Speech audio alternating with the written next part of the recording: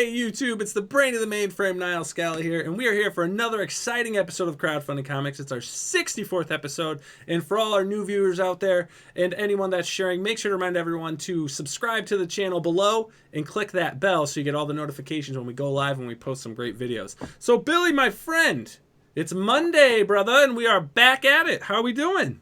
Nile, the brain of the mainframe, Scala, and teen sensation Bill Tucci are in the house. What's happening, everybody? Good to see you guys. How is my audio, Nile? Your audio is fantastic. I'm not reverberating, or I'm not sounding like I'm in a tin can with my shrill-like voice? Not to me, my friend. You know, you've got that beautiful black mic right in front of your face.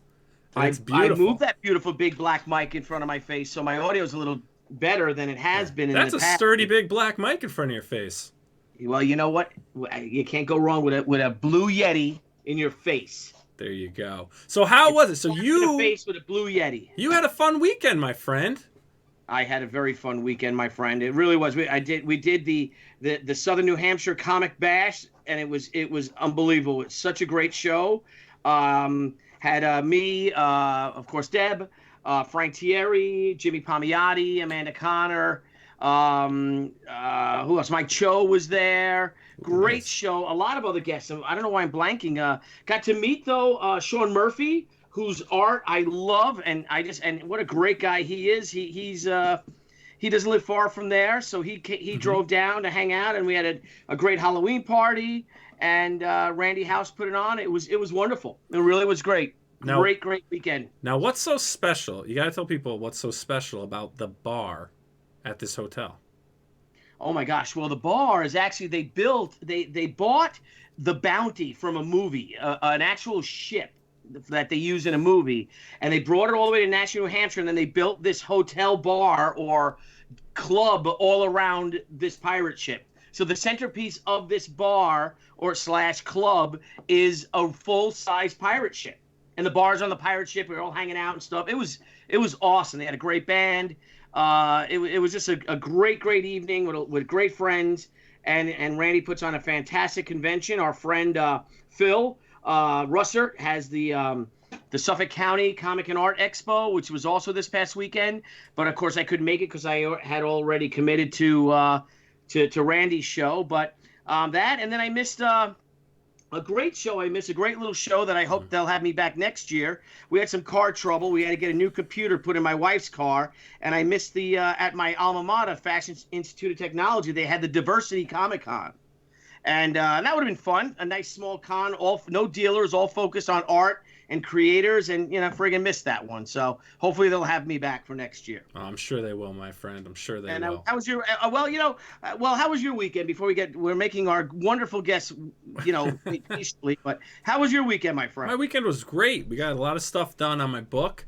Working on getting all of our new guests lined up. Frank Amazing's been working on, the spreadsheet from Baltimore. We've got so many great names that have committed to come on, and we're just behind the scenes cranking away. One of my little guys was sick, but, he's doing better now. So now we're, just full steam ahead, buddy. Full steam ahead. So speaking of full steam ahead, without further ado, or don't, should we bring in our guest, the one, the only? Yes. Mitch Breitweiser. Oh, look at this guy. Look at him. How are you fellas doing? We're doing great. That's a beautiful mustache. Digging the mustache. Yes, thank you, sir. Gentlemen, this is this is my new foil for the internet. So you can make fun of my mustache, and I guess. I like it though. I grew it as a joke, but I'm really liking it, and I think it makes me a better lover. Well, you know what? We'll have to ask Elizabeth. And if not, it could make you could be Burt Reynolds for Halloween this year. There you That's go. Not a bad idea. Okay. That's not a bad idea at all. Burt Reynolds lover, Mitch Reynolds. Mitch Reynolds. Fantastic. Mitch Reynolds, mustached lover. What do you think? I could deal with it. Billy, I think you'd look great with a mustache. Thank you. You got to tell my wife that I've wanted to grow a mustache since high school. I never had one. Yo, let's grow mustaches. Well, I tell you what. You guys want to happen? Yes. Once it happens, she'll get addicted. She doesn't know what she's missing, and then you just watch. It'll be magical. I'm looking for the You magic. just gotta I get love through the magic. I love the magic. month. You just got to get through the first month, and then she's going to be all over you. And don't eat pizza because you just smell the cheese the whole time. Oh my They God. don't call it a It's flavor true. saver for nothing, right? Amazing, Frank, amazing. Oh my God. So Mitch, so how you been, buddy? It's been a month of Sundays since we saw you, since you were on one of our first episodes. Thank you very much. I think episode 7. Episode 7. Yes, it was a great pleasure. And then you were harping Red Rooster, but by George, now you've grown, you've expanded, your empire building with that mustache. That's why you kind of starting to look a little bit like the guy from the Titanic, with the mustache and all, and I don't know. Maybe it makes me look like an authority figure. An authority on what? I don't know. Yes. Turning into the Monopoly man. But do you want to give us a little breakdown of where you've been? Yeah, some what's going huge on? news. I mean, real huge news last week, and then you left Twitter. Now I don't know why, because I find Twitter to be a place of raindrops and roses and whiskers on kittens. It's a place of solitude, just a place to go and relax. Yeah. I'll tell you what though, that really I was like, wait, I thought he was on Twitter. I was like doing all these searches, but I'm sorry. Go ahead. Yeah, we just we dropped our news. I spent several days writing a campaign update for Red Rooster. That was the big blast. I had been carrying around a little secret for some time, and it was starting to wear on me. It was leaving my backers in the dark, which was not fun because the project was obviously late, admittedly so, and they have a right to be upset about a late project. Right. But we were carrying around a deep, deep, dark secret for quite a while. People were wondering what we were doing with other creators, building something called Allegiance, which was kind of floating around. And I just needed to set the record straight. So I dropped the bomb about what we've been doing over essentially the last year. And that was, what did we drop that? That was like 5-6 days ago. All the days are running together at this point. So that's what happens when you start publishing and empire building, I guess. I guess so. So in brief, I suppose we can talk more about this and expound on it. But with the success of Red Rooster, you can go and read the campaign update after this. And this is just sort of the Cliff Notes version. With the success of Red Rooster, some doors started opening and we charged right through them. And people we've met some really, really interesting people, helpful people. Smaller doors opened bigger doors. And we essentially, through the fall, started pitching a mass market retailer and their national newsstand distributor on putting comic books back in mass market through a little startup company that we were going to call Allegiance Arts, with amazing talent and some really cool properties like the Futurist, Norah, Saga, Bass Reeves, and Red Rooster. And so we gave it everything we had, and it was a lot. And at the end of the year, we got a yes. And so starting basically in January, we had to build an entire company from scratch, scripts, hire talent, negotiate contracts, find capital, because we weren't using this is not a Red Rooster. I'm not using Red Rooster funds for this. So we had to hustle the capital up. We had to open all the other doors. I had to design a brand, had to find all the talent, including the designers, train the staff. And it's still an ongoing work in progress, but we've got some amazing comic books now with some incredibly talented creators, and we're showing off our wares and our hard work now on Indiegogo, which is essentially what we're calling a Founders Edition printing, which is a first opportunity, a first look at these amazing books, and then we're dropping them in retail a month later. And nice. That's the short version. So now, are you going through Diamond as well, or is this newsstand?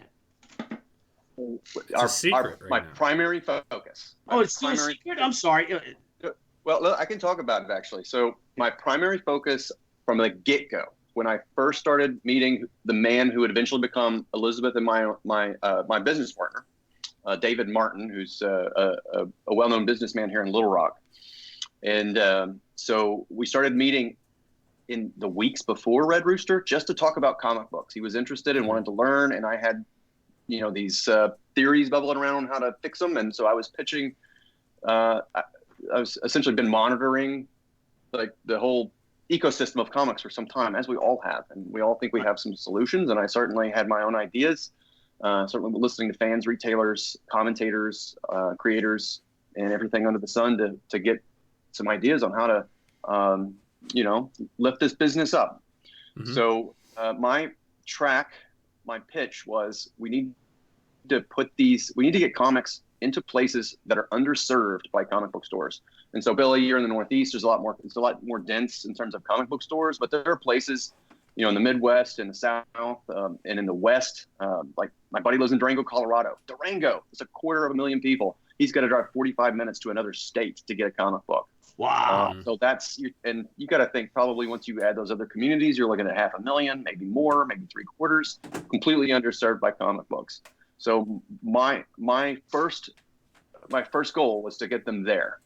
Step 2 would be to get them into the comic book stores in some capacity. So we're trying to solve those problems now. We solved the first problem, then we solved the second problem, which is getting the books made and the creators going. And now we're looking at making sure comic book store people and international people can also participate in this. So we want everybody to purchase these books. So you're now trying to bring back a time in which you could go to other retailers, other different type of retailers, to get your comics versus just going directly to a comic shop. Yeah. And the reasoning behind that is for me, and I started asking people for a few years now, I've been asking people what their first experiences were with a comic book. Mm-hmm. And I got to say, it's, at least in my age group, it's 9 out of 10. I was, with my mom in the grocery store, or I rode my bike to the pharmacy to get some bubble gum or whatever, and there was a comic book, and it just blew my mind. Yeah. So I came up with this analogy for this. So I try to put everything back. Let's go back 10,000 years. We're in a tribal society. You're a 12-year-old tribal boy, away from the nest for the first time, venturing into the jungle or whatever, into the wilderness, and you find a tree you've never seen before with a ripe fruit on it. Mm-hmm. And you pull that ripe fruit, you have to pull it down, and you take a bite and you find that it's good, and then you're hooked for life. So you had an adventure, you found a treasure, it was good, and then you bundle a whole bunch up and you bring them back to the tribe and you're a hero. Mm-hmm. To me, that's what finding a comic book should be like. It's a ripe fruit for a young adventurer, and it should be rewarding and sweet and fulfilling, and you bring them back and share it with your friends, and it makes you just as much a hero as the heroes in the comic book. So that's my big analogy on that. I love that. Now let me ask you, now with the books going into retail, are you able to, what will be the price tag on these books? Are you able to say? Not yet. So we're just focusing on the big announcement now. We'll figure out the smaller details as they get ironed out. Very cool. Now with Allegiance, is this going to be just a set group of contained creators that will be putting out, so you've got 3 different titles in your campaign. Will they be 4? No, the Red Rooster is, the campaign is 3 titles, the Indiegogo, but then the retail will be the 4 titles. Will be the 4 titles for now. Will you be looking at bringing in different creators under the Allegiance name and publishing their books or getting their books distributed, or is it only going to be within your core? We want to make as many comics and get as many great stories out there as the market can handle. Mm-hmm. I mean, so we're going to do this for 6 months at least as a pilot, and it has to succeed.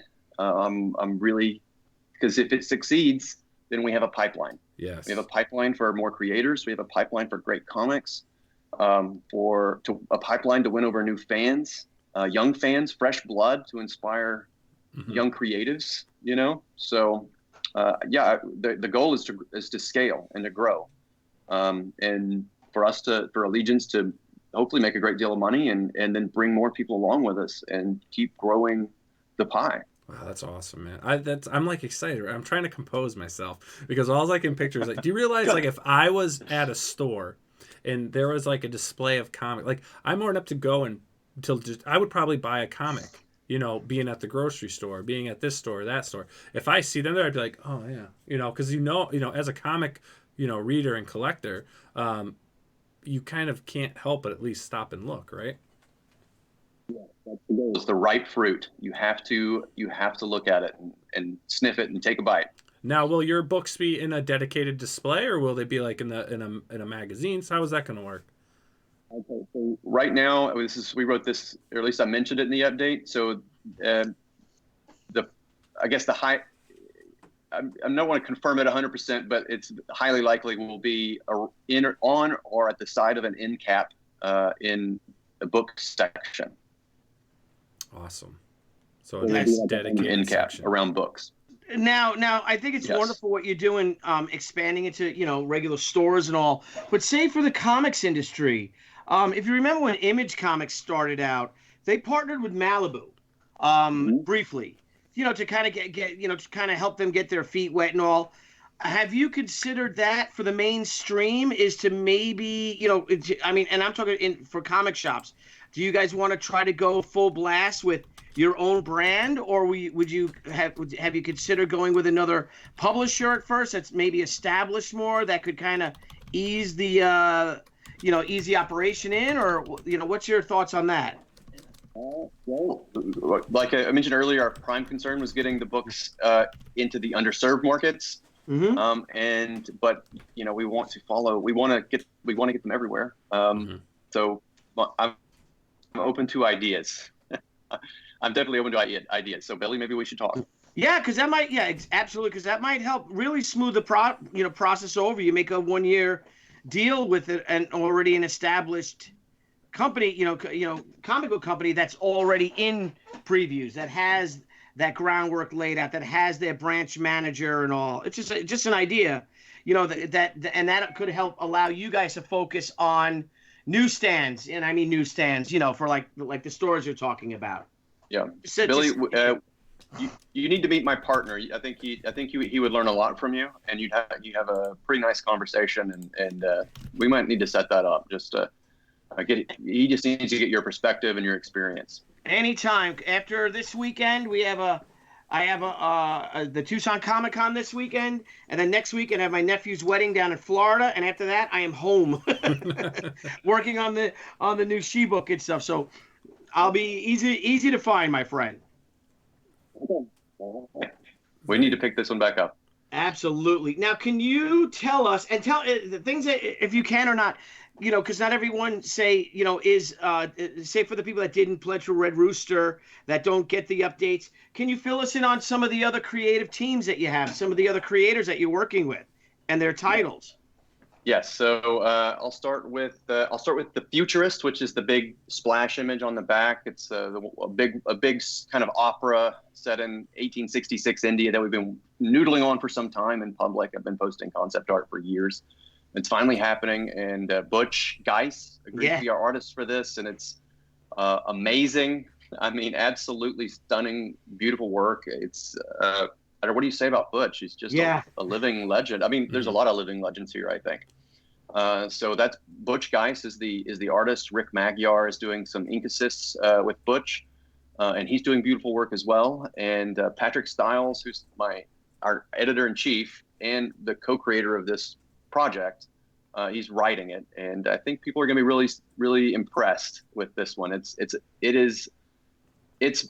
big, epic, kind of operatic storyline with a lot of characters, and if you really want to take a nice, big, meaty bite out of a story, this is the one to do it. If you want to settle in for a really long, dramatic adventure. So that's Butch Geis, Rick Magyar, Patrick Stiles.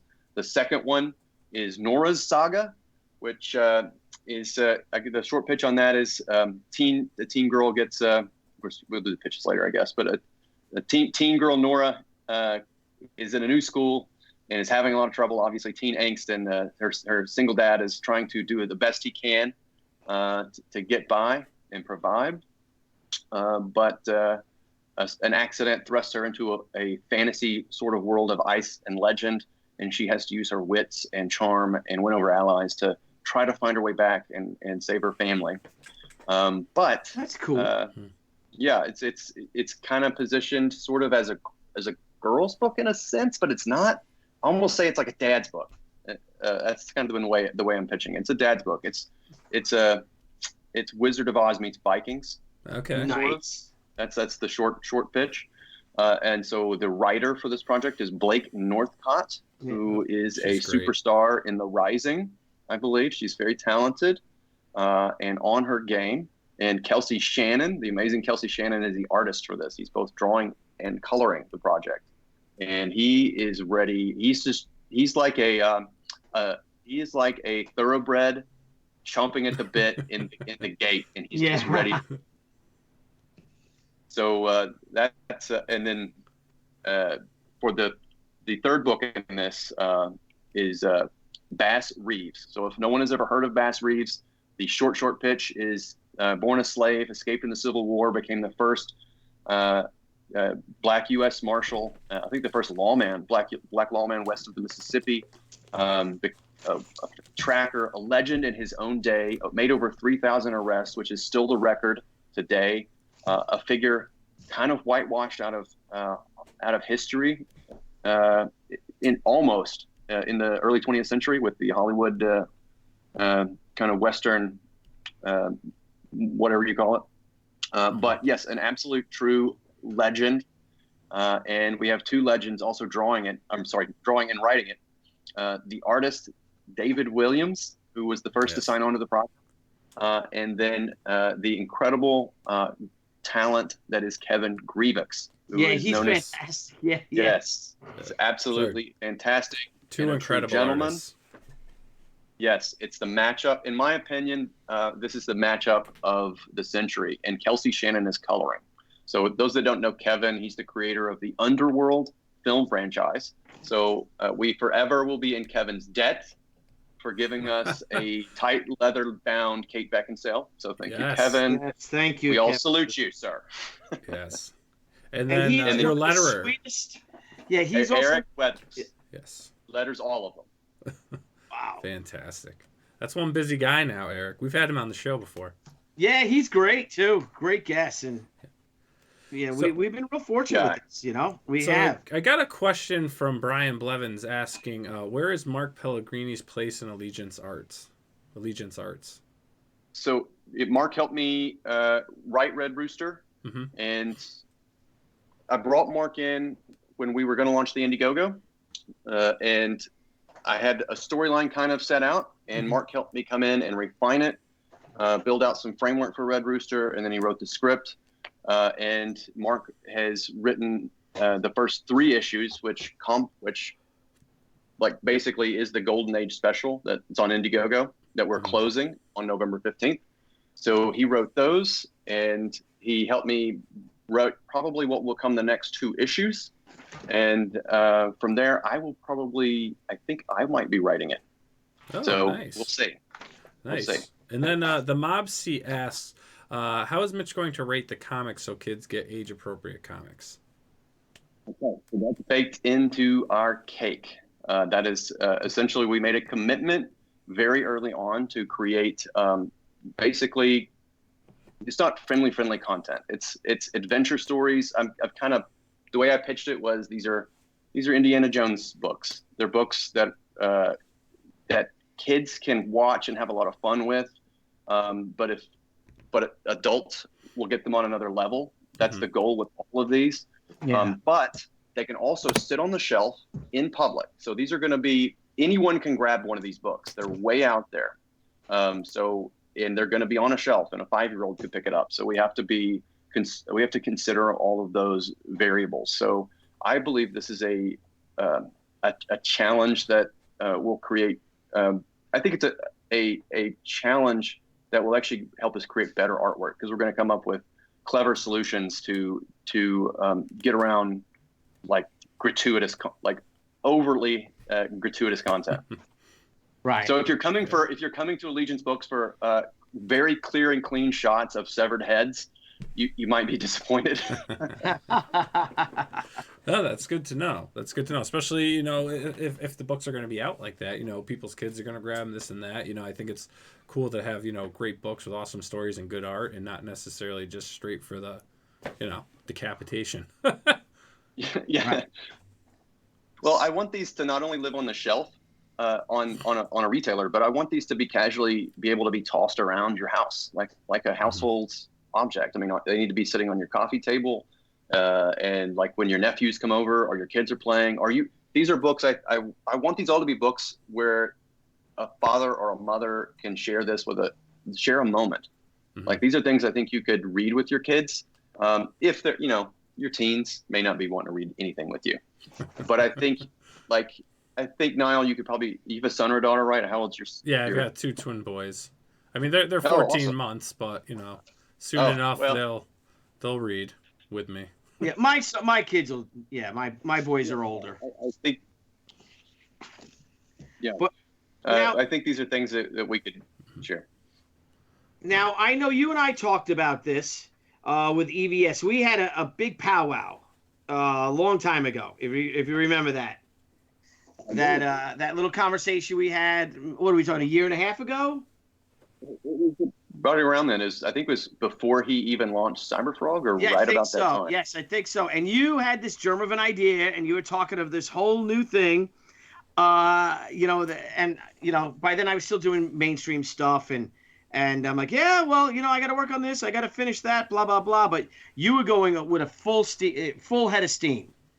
And you've done it. I mean, and did all of this transpire after the success of Red Rooster?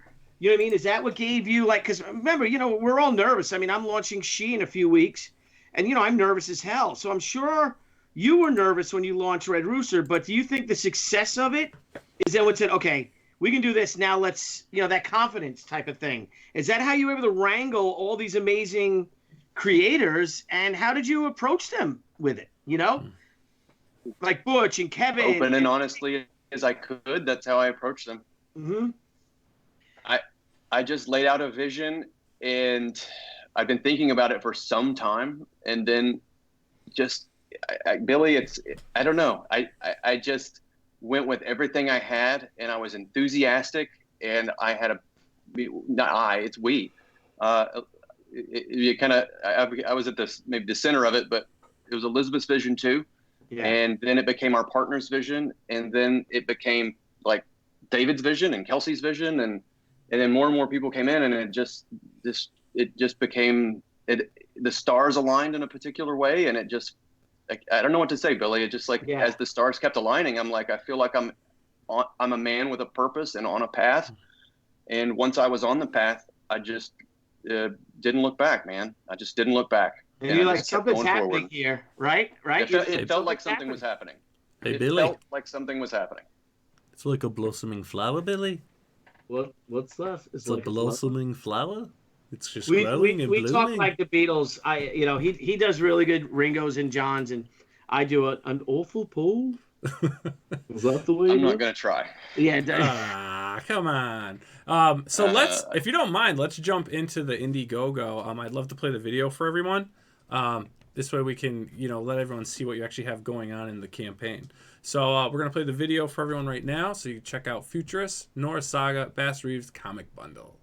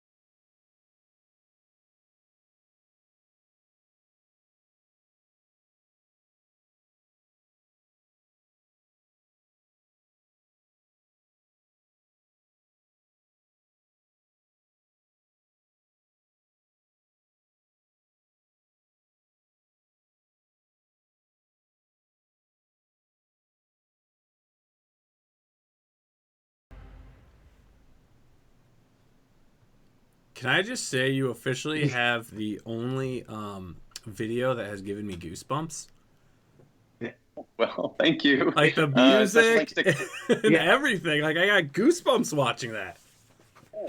Right. Great. Well, that was Kelsey Shannon, who created that video. The multi-talented, multifaceted, multi-dimensional man that is Kelsey Shannon. Created that video. Wow. I mean, your logo is awesome too. I mean, everything, you know, and that art. Oh my God, look at that. I made the logo.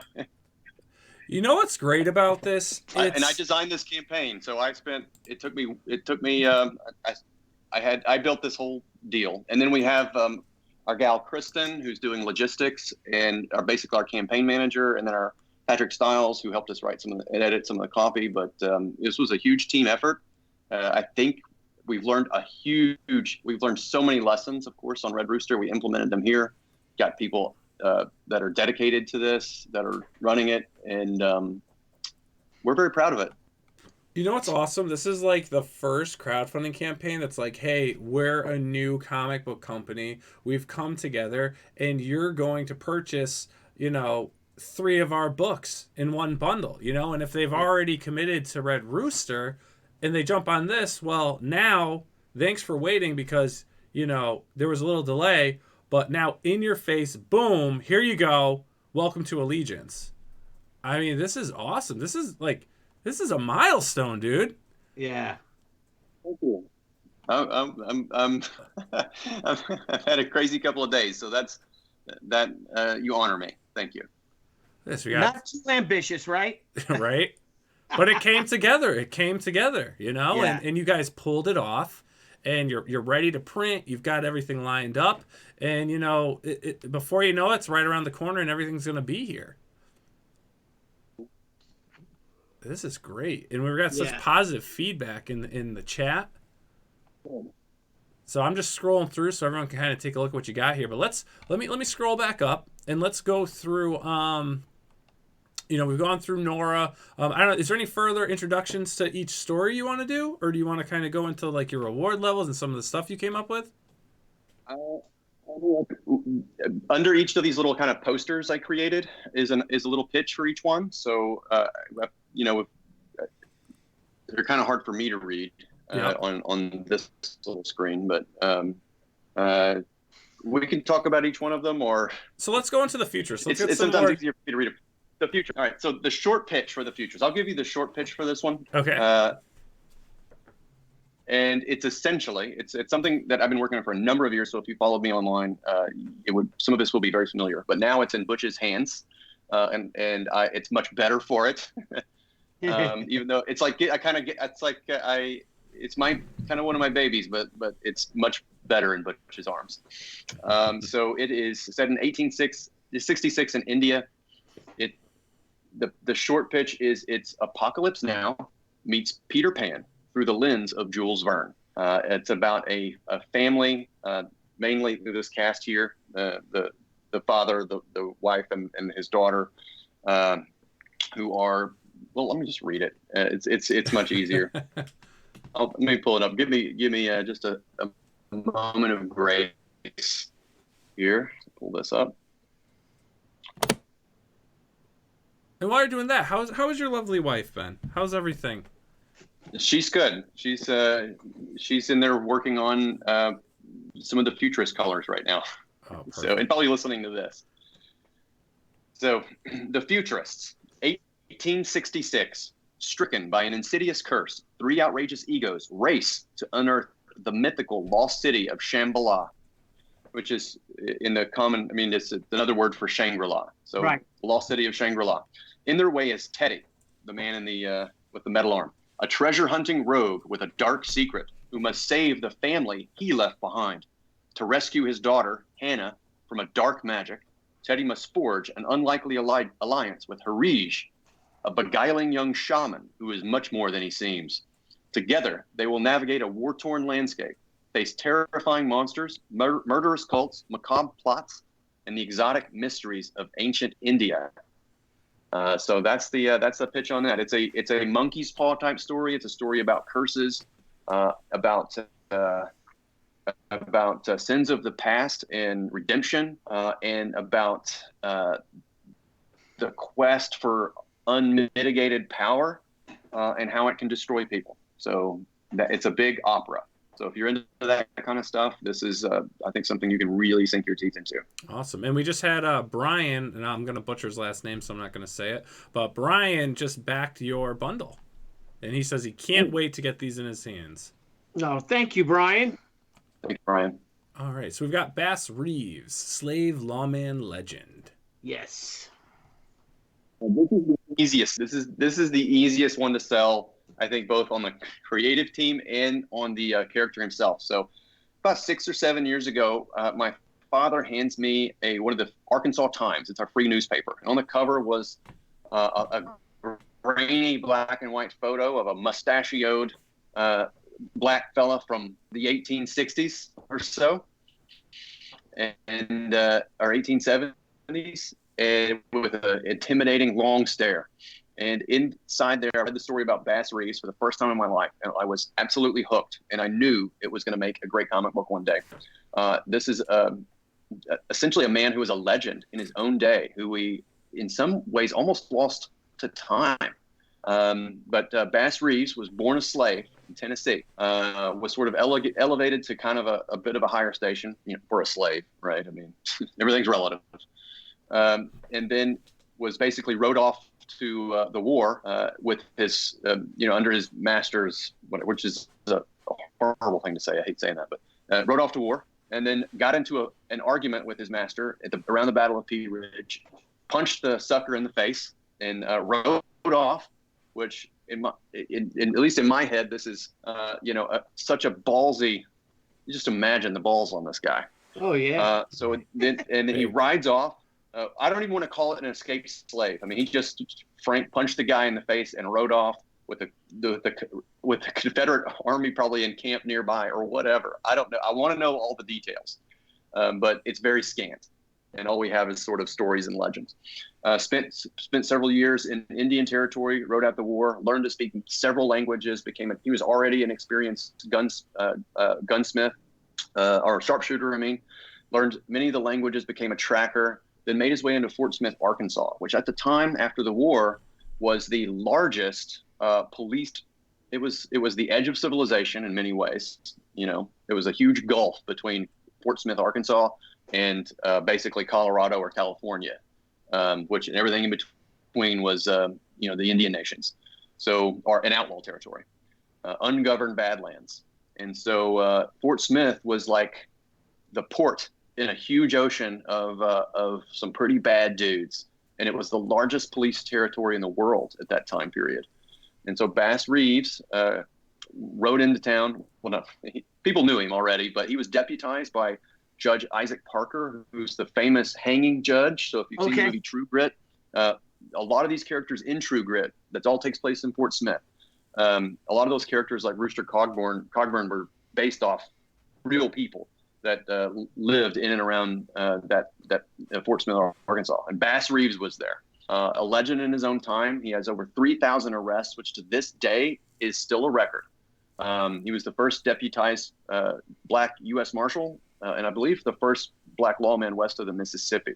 So this guy is an absolute legend, and he has a tragic story, and I don't want to spoil too much of it, but he's a father, a family man, a man of deep conviction and faith, and obviously a man with conviction to the law and to civilization. And he certainly was essentially a bulwark, a single-handed bulwark between civilization and outlaws, a massive amount of outlaws that were, just beyond the edge of the shores of civilization. So that's Bass Reeves. And honestly, the take on it here is very unique. This is an incredibly unique Western comic. There's never been anything like this. I almost want to say it's like a West. It's a bit psychedelic. This is almost Odyssean in Kevin Grievicks's telling. He's truly taken a sort of he's writing a legend essentially, and he's treating it as such. This is a Greek mythology in many ways, and David's artwork completely captures everything. I think he captures it perfectly, and just takes it miles down the road. The whole effect with Kelsey Shannon's colors is I don't know. I'm so proud of it. It looks amazing. I think from cover to cover, this thing's going to be absolutely beautiful. I'm looking forward to that. And then we have Norah's Saga. Yeah. All right, Norah's Saga. So I'll just read this one real quick. This was a little more like ad copy. Norah's Saga. New school, new world, literally. Sassy, book-smart Norah Carlson's quest to fit in becomes an epic tale of survival when she crashes through the mists of time and into a realm of ice and Norse legend. The high school's mean girls had nothing on the god of mischief, and at least they never tried to tie her to a stake. Bullies? Try trolls, and not of the internet variety. Forget sharing a table with the cool kids in the cafeteria. Norah would be just as happy if she didn't have to slay her lunch.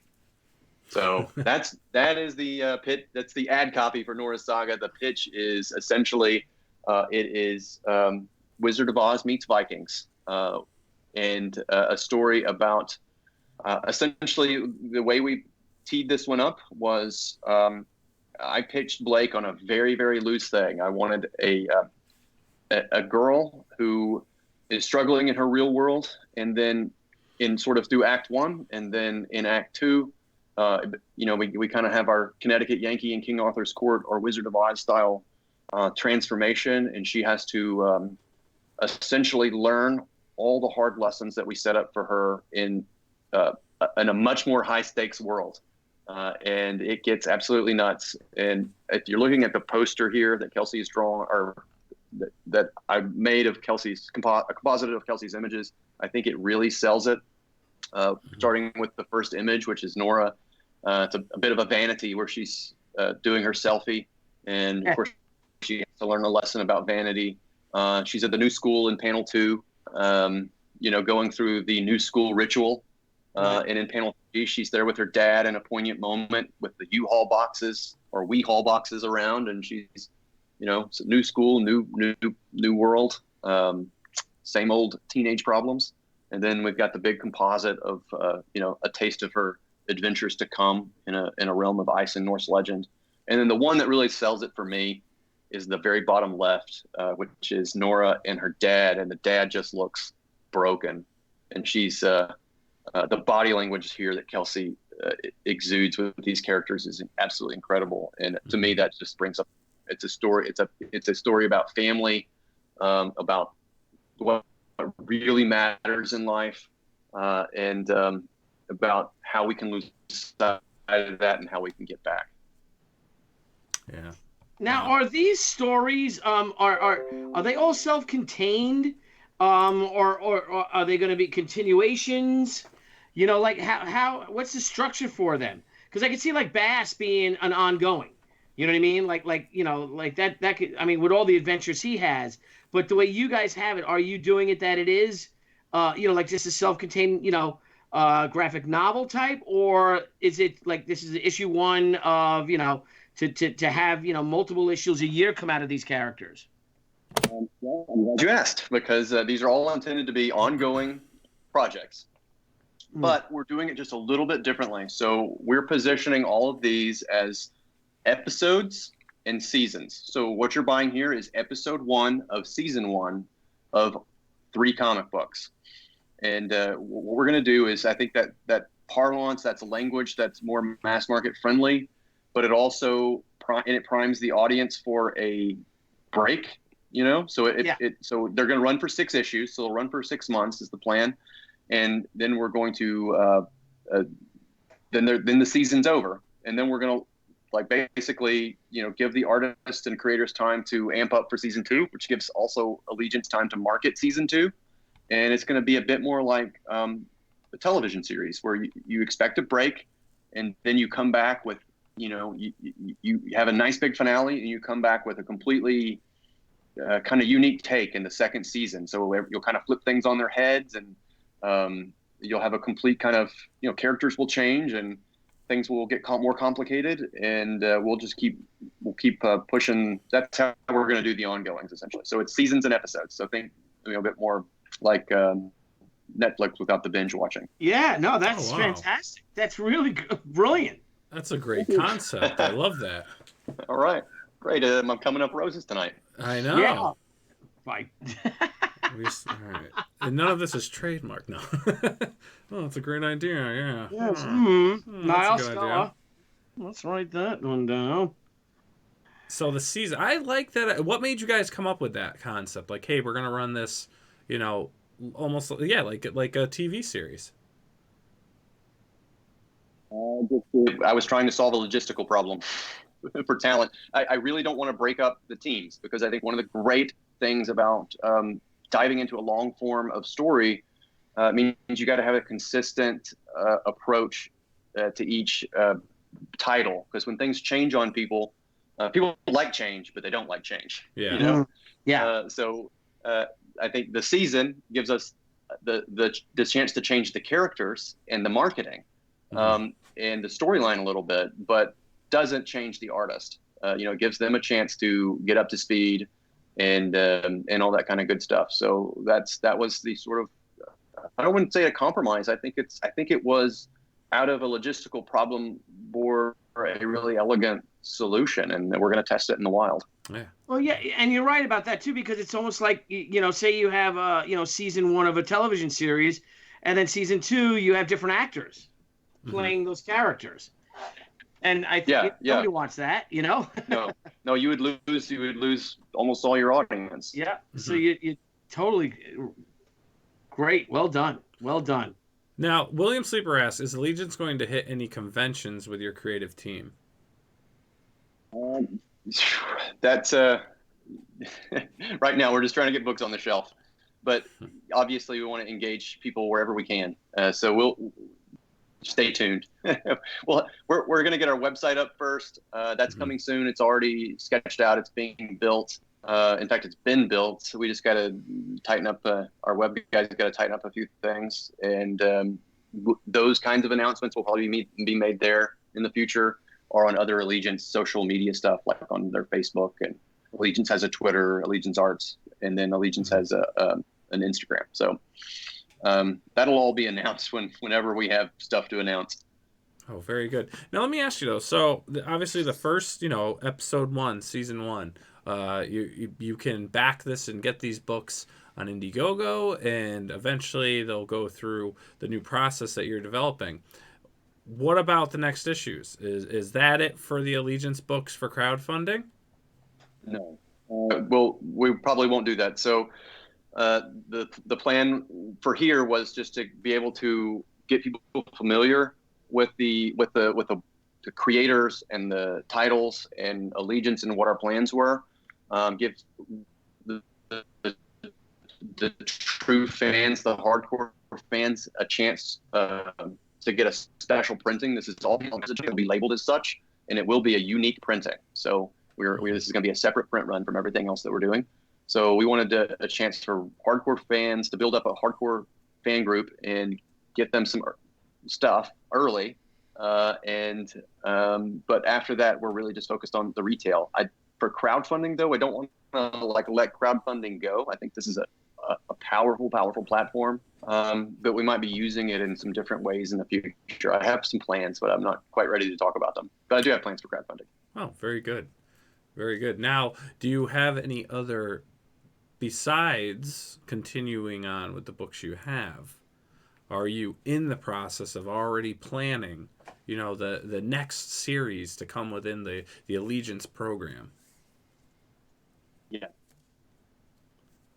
and what he's not gonna tell. I know. I love asking those questions because I just want to. Most people will just be like, yes. Yeah. Except that awkward time. Who are we talking to? I was like, do you believe in ghosts and blah blah blah? And it was just like, no. They And just then the said crickets went. I was like, oh shoot. Hey, give it up for our moderators tonight, huh? Yeah, I'm frozen. Am I frozen? No. No, Billy, you're not frozen. Hello, Billy? We were frozen. No, we weren't. Who was frozen? I don't know, dude. What'd you drink tonight? Nothing. Milk. That's a I had milk shame. at the birthday cake of my father-in-law. It was wonderful. Do you say milk or milk? Milk. Milk. Milk. Mitch, do you say milk or milk? Milk. Milk. Some people Milk? say milk. Who says milk? I don't know, people from Connecticut. Idiots say it. Idiots, fools, scoundrels. We should give up a good hand, though. Our moderators have been awesome tonight. We've got Mandy Summers here, Wyatt Holiday, Brian Blevins, and moderating the crowd, Nice. keeping everyone tamed. Just want to give a big shout out to them. And Keeping everyone tamed. yeah, keeping everyone tame. Keeping them They're on doing the a flip good side. job. And please, guys, if anyone has any questions, fill it into the chat here, and I'll try to get to them as best I can. Mitch, now, since you've done some crowdfunding stuff, is there anything out there that you've been following? Are there creators, up and coming creators? Have you had time to even, browse and see what's out there? Very, very lately, not so much. I mean, obviously, I had my eye on someone we were trying to build this, around the winter and spring of 2019. And Blake Northcott was one of those. Eric Weathers we brought in. He kind of came on my radar and turned out to be a great hire and a great guy. And Blake turned out to be an enormous talent. So I feel like, I was looking then. I'm obviously looking now. I don't want to single anybody out necessarily because of what we're doing with the company and everything, but we have our eyes around, and I'm open. We're gonna have. How do I answer that? I don't know. I don't want to single anybody out in particular, but I know there's a lot of talent. I've had my head pretty much in the game of trying to make these books that we've already got. So, but as we move into to answer your other question about the other content and other titles, as we get closer to that, I'm going to be paying a lot more closer attention because there's some amazing talent bubbling just underneath the surface. I see it all the time. You guys, I think everybody does too, and I'm happy that there's all these platforms for them to kind of come to the surface. And we'll see them when they do. Mm-hmm. And to answer William Sleeper's question, yes, the books, he asked, so your book, he missed the beginning of the show. So your book is going to be in comic stores as well. I missed the beginning of this was already answered, if this was already answered. So comic shops and other retailers, it'll be announced, correct? Yeah, so we don't want to ignore comic book shops. It was goal number 2, getting in the mass market where people are actually underserved by comic books. Number 1 for us. It was, that was our business model, but we do not want to leave out the shops and the patrons of the shops. So we'll figure it out. We'll figure it out. And then Lewis asked, and thanks for the $2 super chat. Will the 3 titles ever have a crossover? Yeah, never say never. All 4 of our Allegiance books that we have announced here, they're all in different time periods. So it's kind of hard to do that. But I would say if you become a fan of a book like The Futurists and Red Rooster, you might be in for, and Norah Saga. Bass Reeves is kind of his own thing because he could be in our universe. We're not saying we have a universe, but there might be some loose threads. And if you stick with us, especially in a book like The Futurist and Red Rooster for a while, you will be rewarded, I think, with some fun surprises on how you're going to be rewarded. We have some plans baked into the cake. Mitch, so we're talking about The Futurists and all, and Bass Reeves, and what's the status of Red Rooster? It was in the update. It'll be delivering around the same time period. So I'm settling it. The Allegiance is launched. We have our editor-in-chief who's taken the reins to horsewhip all our talent with grace and intelligence and beauty, of course. Patience. And patience and kindness. Yes, of course, all of the above. And our brand is kind of out. The word is out. I've done my job, which was build the brand, bring everybody together, bring everybody to the dance, and set the time. I felt like I brought everybody to the dance, and I've set the time, and now the band is playing on its own, and Patrick's sort of orchestrating. We have other people now helping us as well. We have, of course, our business partner. We have a designer who's also coming in kind of part-time and helping us on a lot of stuff. We have the social media being run by other people. It's I tried to build a self-propelling machine here so that I could step back and serve my true capacity, which is artist, creator, and chief creative officer. Mm-hmm. So, and I'm stepping back into that now, and I'm digging way deep into Red Rooster. I'm trying. That's one of the reasons I'm on Twitter. So I've got to really focus on drawing, and it's going to be a race to the finish for all of us. And I'm right there with everybody else. Now, if you don't mind me asking, for any creators out there, because I know following, the crowdfunding thing, there's groups, creators that have met each other that have then collaborated and stuff. If they were sitting here now listening to what you've done, what advice can you give them to start, if they're like, let's start our own thing, let's go on the allegiance path?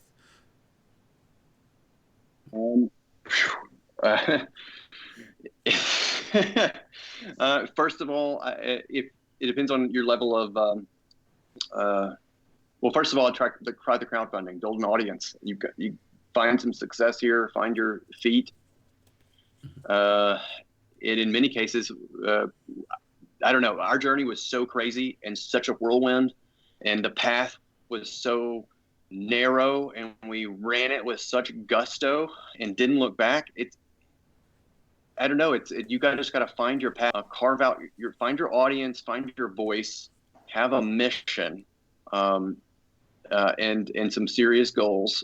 Find some people that believe in it, test it on others, and then just go for it. And once you have that path, you just got to chart it with just not reckless abandon, but with focused intention. How about that? Let me ask you a question. Is it like a gut feeling? Like, is it like, wow, I've got this team, I've got this idea, I can feel the vibe off everyone. Like, it's a gut feeling like, yeah, we're going to do this. Yeah. It was a gut, and then stars were just kept aligning for us. And that was sort of just telling me that I was on the right path. It kind of touched on that earlier. I just Elizabeth and I, we started it and then just met the right people, and the right doors opened and the right things happened. We have the right creators. We have the right, I don't know. It's just like, it was a miracle, and we just leaned all the way into it and had faith, and it happened.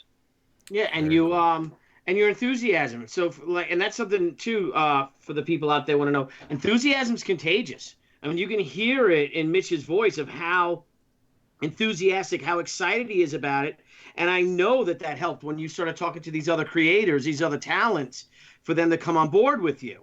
It was the talents and the people that opened the doors, the people that invested their own capital and their risk into Allegiance Arts. All of that. It was pouring. It was me being just I've been in the Shark Tank moments. Like, you've seen that the show Shark Tank. Everybody knows what that is, right?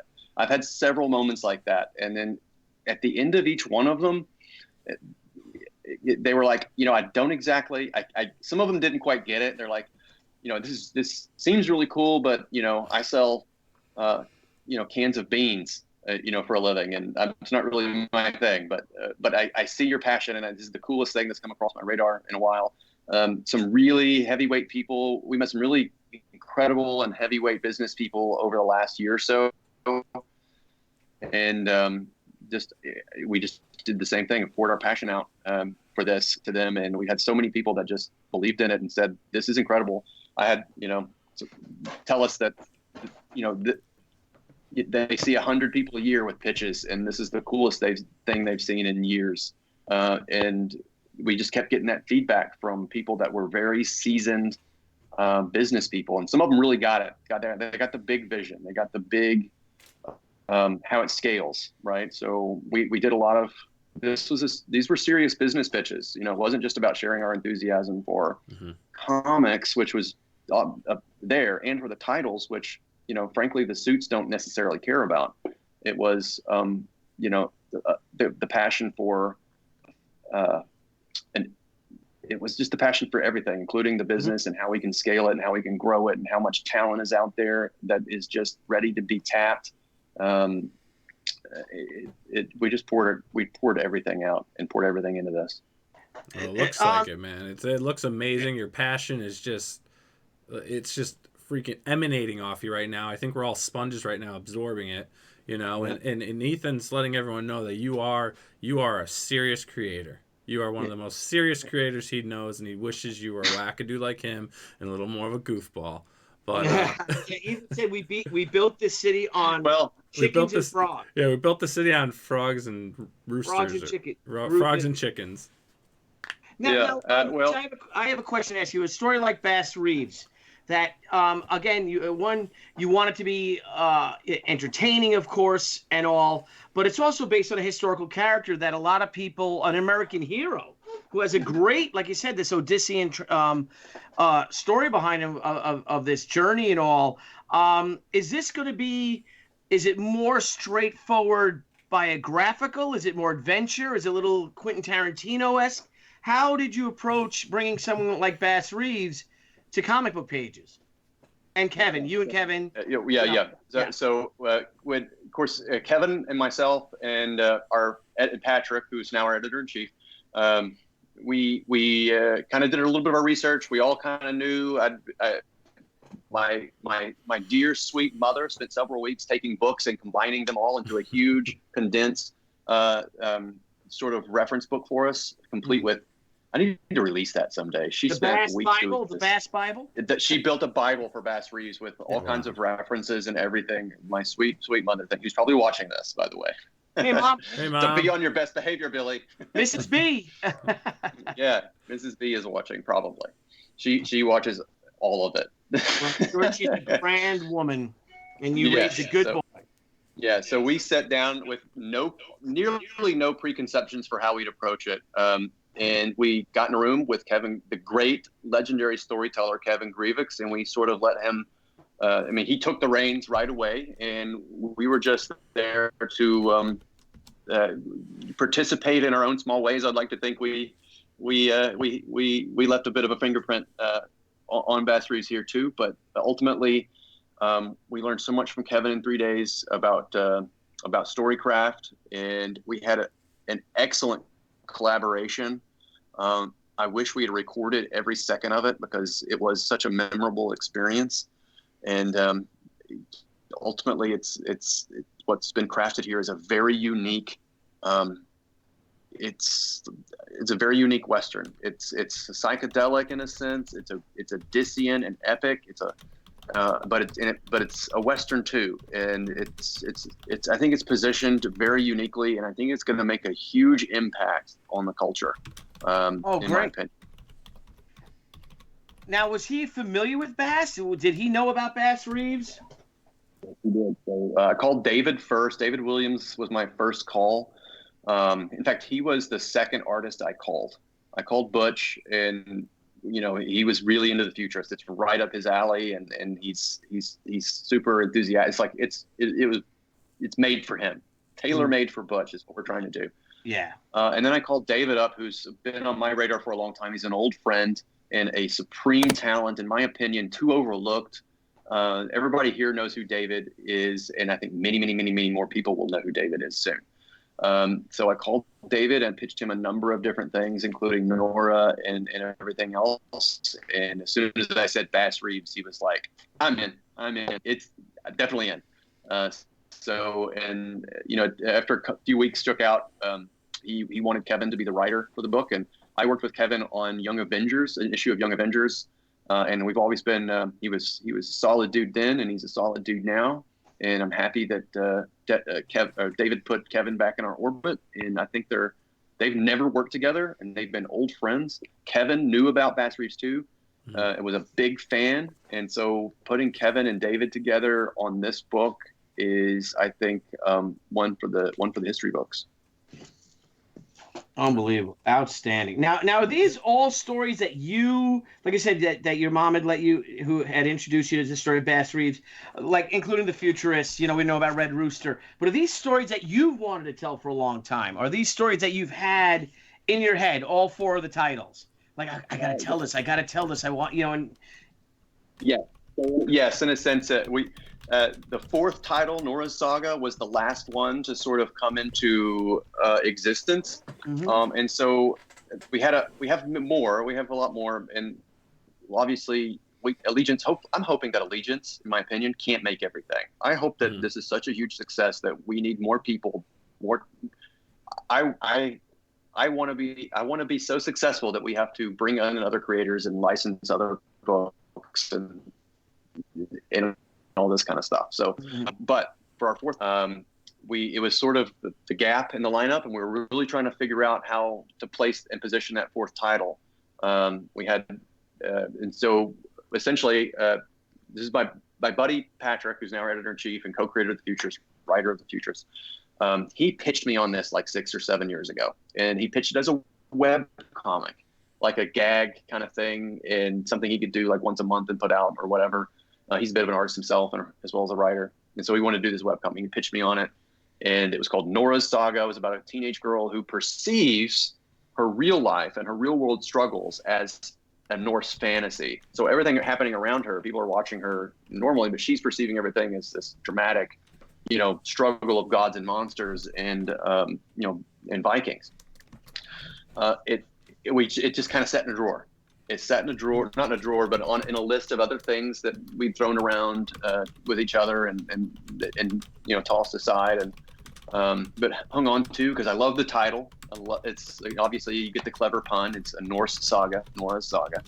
So I pulled out the title list one day, and there it was, and it all started clicking. I started, instead of thinking about it as a webcomic, I thought about it through the lens of a series of episodes, and a girl who goes through more of a Wizard of Oz type struggle, where she starts, in her setup in her real world, and you identify with her struggles, and then she becomes transformed in this other place and in what seems like life becomes literal life or death in another place, and you really have to change your perspectives and learn some hard lessons, and from there, it just evolved.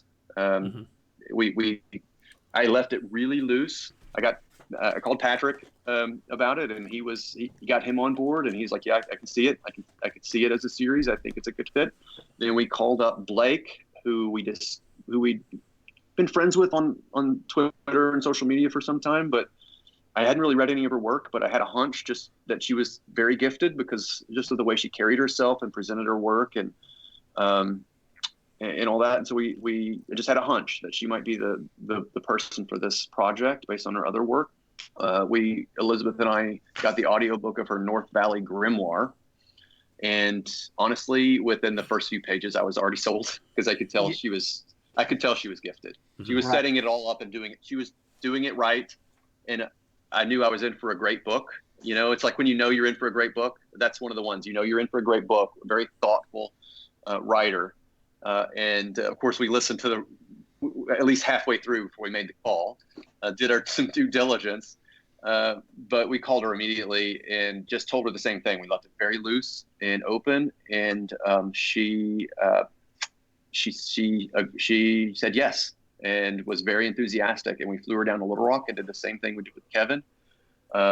We were going to sit in a room for 3 days, and I brought Kelsey Shannon up from Baton Rouge, and we were all going to just kind of create this story together and flesh it out. But she came with like a 6-page document fleshing out the entire 6 issues.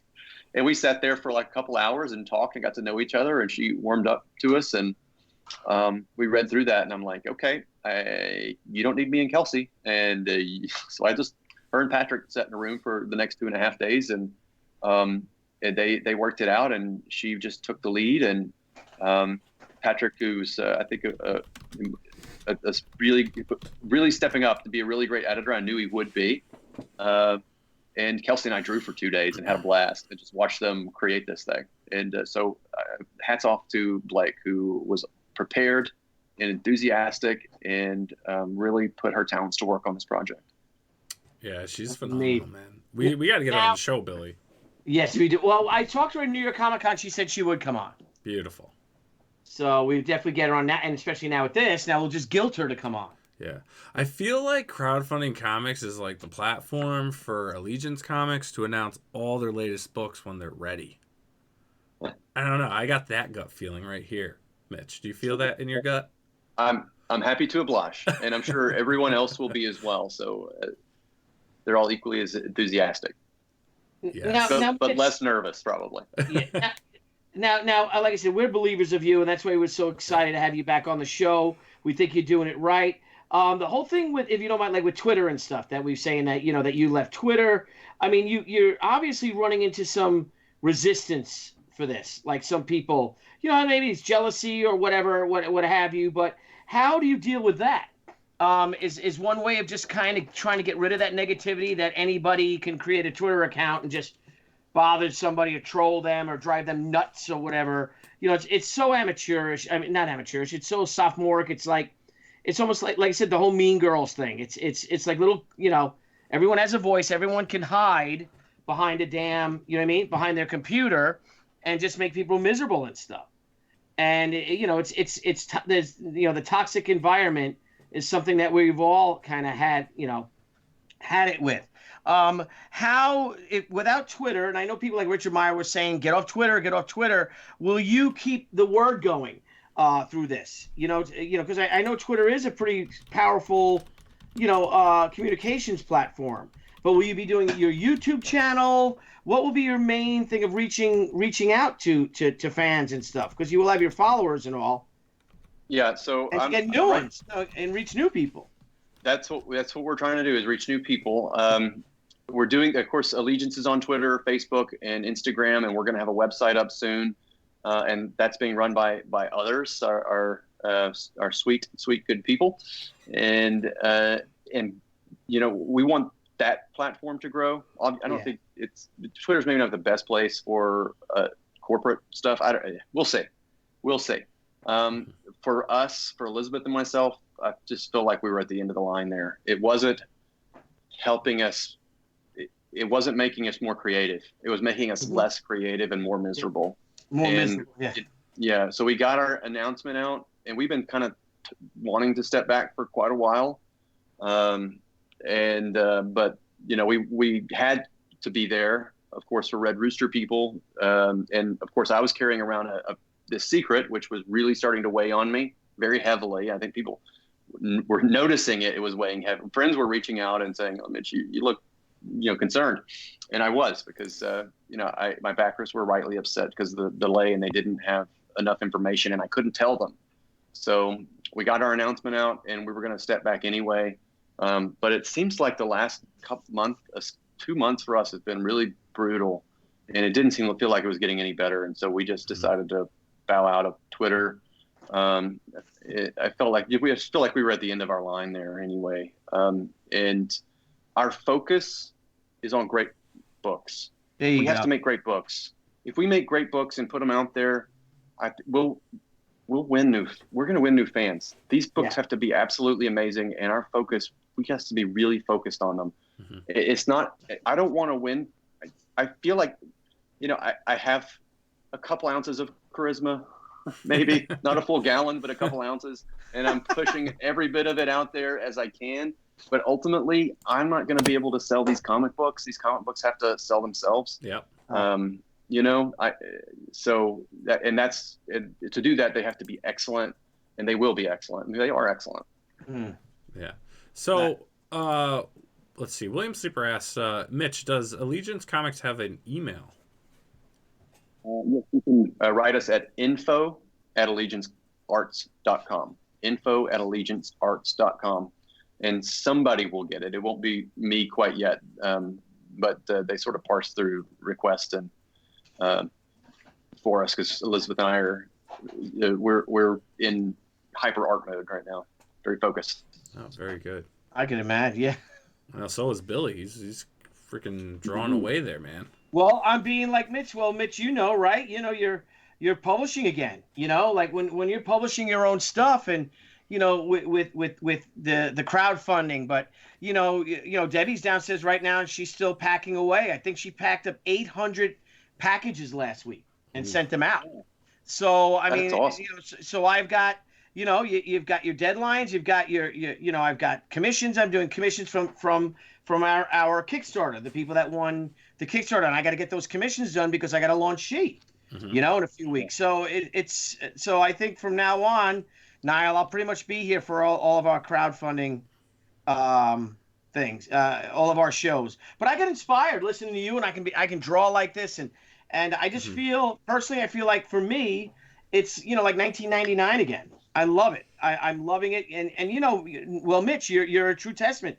When you're working on your own own stuff, when you're working on your project, and we've worked on mainstream stuff, there's just something so special and something that drives you unlike anything in the world, right? I mean, it's so, and that's why I'm here doing this. So I'm not being rude because I'm listening, I'm hearing everything, and I'm engaging, but I can just draw too while I'm at it. So I'm doing this little Hannah Dundee.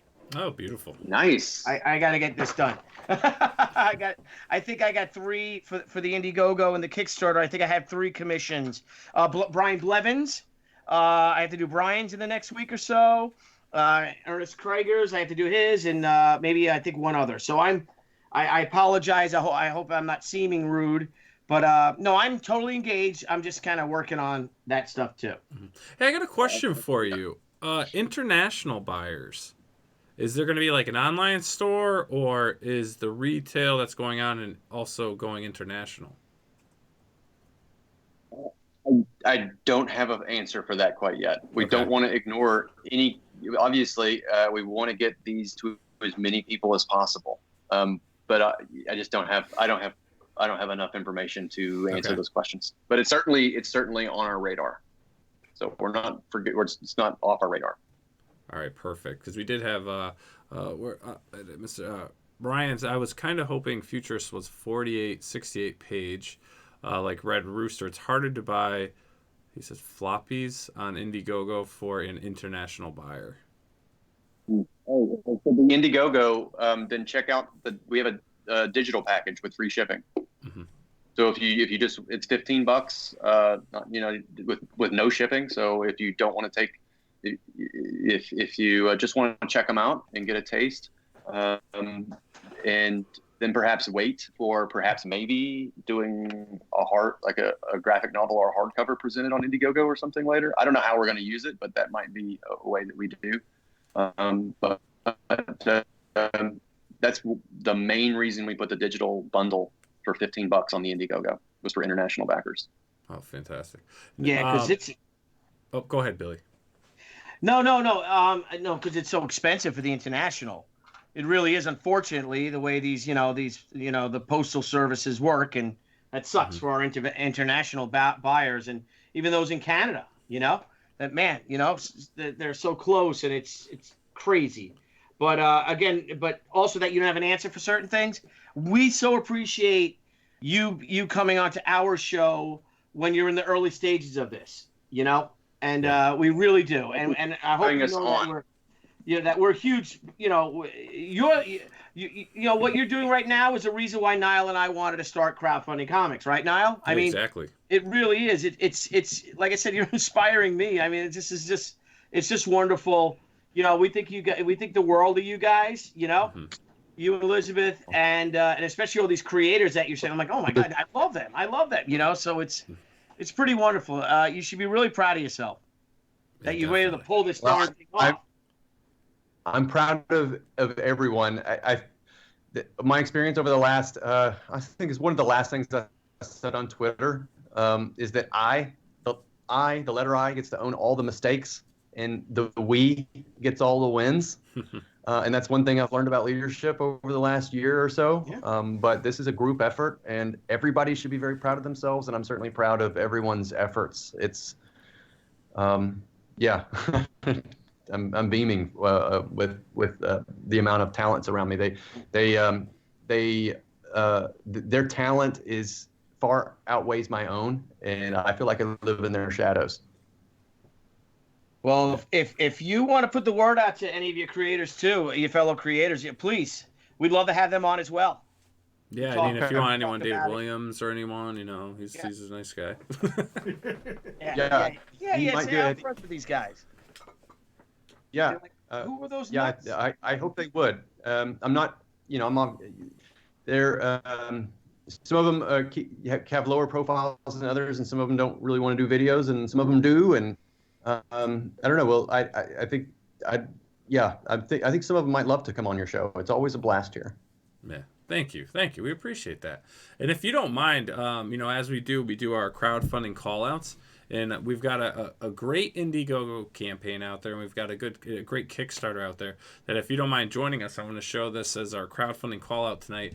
I'm actually going to start off with our Indiegogo crowdfunding call-out, which is for... I'm going to reset this because I was watching the video. Whoopsies! This is for Garbage Man. The fan favorite monster hero returns from writer, artist, creator Aaron Lepresti. Am I saying that right, Billy? Yes, Aaron Lepresti. The guy's a legend, a superstar, for God's sake. I know. I'm just not good. I'm not a good reader. I like comics because there's pictures.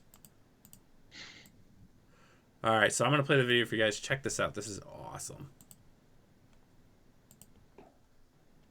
You may be asking yourself, who is Aaron Lepresti?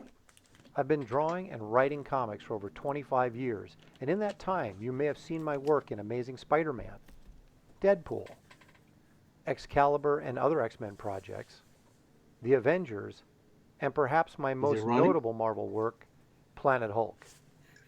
If you are a DC Comics fan...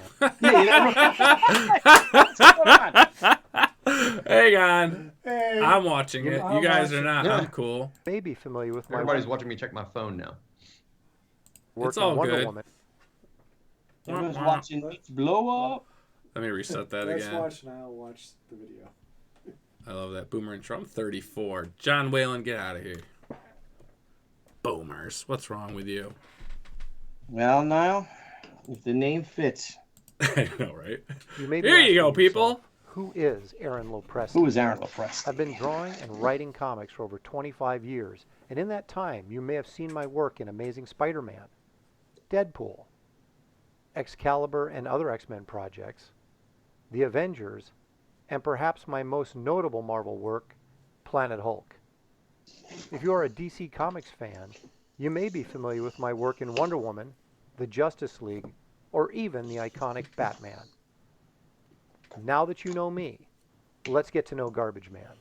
Back in 2009, I created Garbage Man for DC Comics, and the character appeared in 2 separate miniseries, part monster, part superhero, and part man searching for a purpose and meaning to his new identity that has been thrust upon him.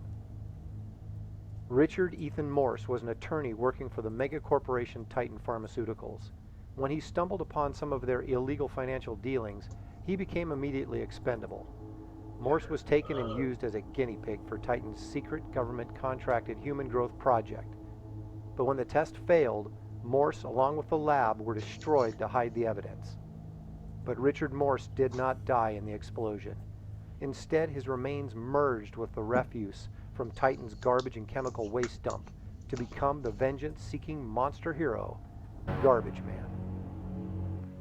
Now, 10 years later, the rights to the character have returned to me, and for the first time I'll be collecting all 120 pages in one volume. But there's more. 11 pages of new material will be added to the original story, along with a brand new, never-before-seen Garbage Man story. All of this in a limited edition, collectible, European-sized hardcover graphic novel.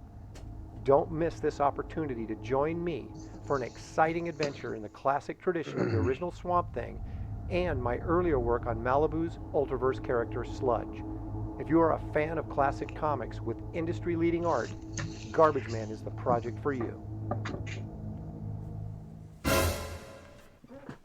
Ooh, Garbage Man. Kind of reminiscent of Swamp Thing, I'd say. Which he does mention in the video. But yeah, guys, if it's something you're into, he's got after 10 years, the rights are his again, and he's going to be publishing all the books into a graphic novel. So check that out. and back this if you can. And I believe I have spoken to Aaron, and we will be having him on as a future guest in the next like 2 weeks or something. Excellent. Yeah, he's one of the best, man. He really is one of the greats. Very cool. And before I, doze off into another world, let me bring you. So we got this from Kickstarter, Lords of the Cosmos issue 3, epic 80s inspired comic book. Frank Amazing and I were looking at this. This is pretty cool. Great art, great story. It is on issue 3 though, but some of the rewards will get you some of the earlier issues. But check this out as well. I'm going to play the video for you guys. So that everyone can see it. So that everyone can see it this time.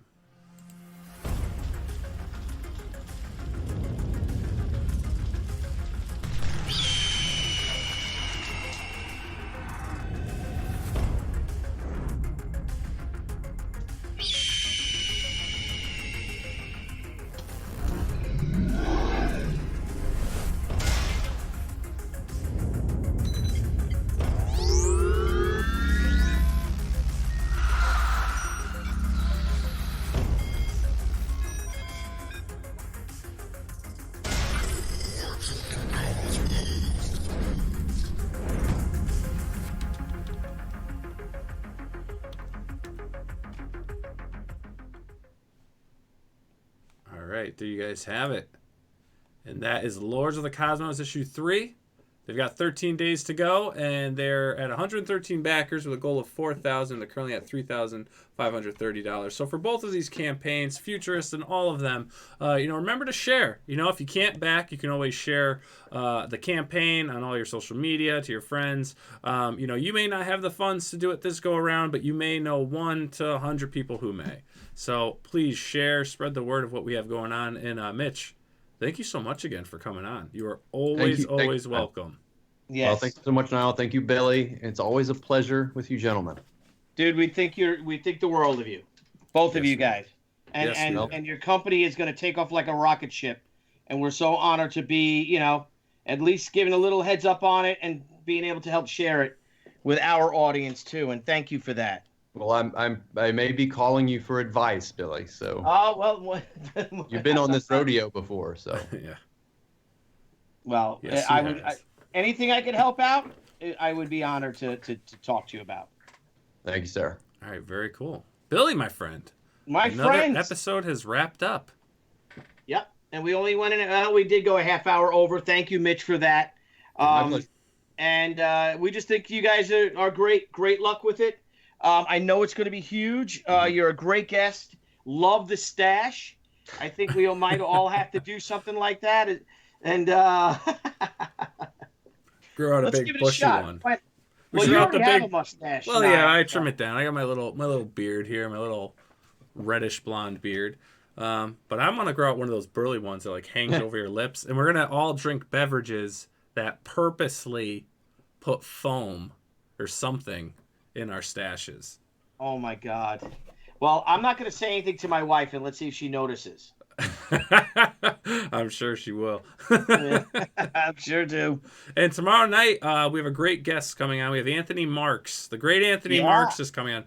Anthony recently purchased the Kubert School, which for anyone that's, knows about, any form of art schools that are really the only really art school that's completely focused on cartooning and comic work, that's the place to go. So we're very excited to have him on tomorrow night to talk to him about that adventure and also his career in comics. So that's something we're looking forward to. So we hope everyone joins us tomorrow night. It'll be at 9 p.m. Eastern Standard Time, and we'll have the great Anthony Marks with us. Yes. Yeah, I'm gonna watch that. And so we bid you farewell to the great Mitch Breitweiser. Yes. Sir, as always, you're fantastic. You want to stick around for a second as we say goodbye? Yeah. And Yes. All you guys out there, please subscribe to us. I know we go through all that, but thank you for the likes. Smash the like button. My son hates that when I say that. Smash it. My 13-year-old hates that. He's like, oh, God. Well, what are we supposed to say? And we will track down those 5 people that gave us a thumbs down. Don't you worry, Mitch. The hump begins. The They hounds follow are out. me everywhere, Billy. It's not you, it's me. I'm not.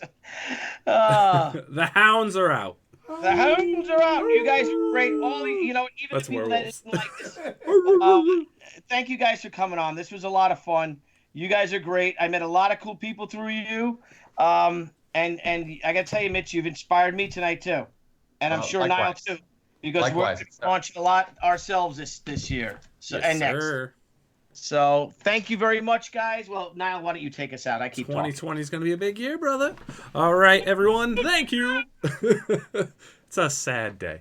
Anyways, all right, everyone. Thank you so much. We will see you tomorrow night, 9 p.m. with the great Anthony Marks and discussing the Kubert School. So again, Mitch Breitweiser, thank you so much for coming on. Fantastic. We hope to hear any new issues, anything. You'll be back on the show. And yeah, we will all see you tomorrow night. Thanks again, everyone. Have a great night. Good night, everybody. Good night. Hey guys, thanks again for tuning into Crowdfunding Comics. We look forward to hanging out with all of our crowdfunding fans every time we go live. And don't forget to click the link below and subscribe to our channel. And there's a little bell. You may want to hit that too. This way you get all the great notifications when we go live and when we upload some awesome content. You want to follow us? Sure, go right ahead at Twitter at CrowdFundComics with an X, Instagram, Crowdfunding Comics, and Facebook at Crowdfunding Comics. Till next time, crowdfunding fans, we'll see you soon.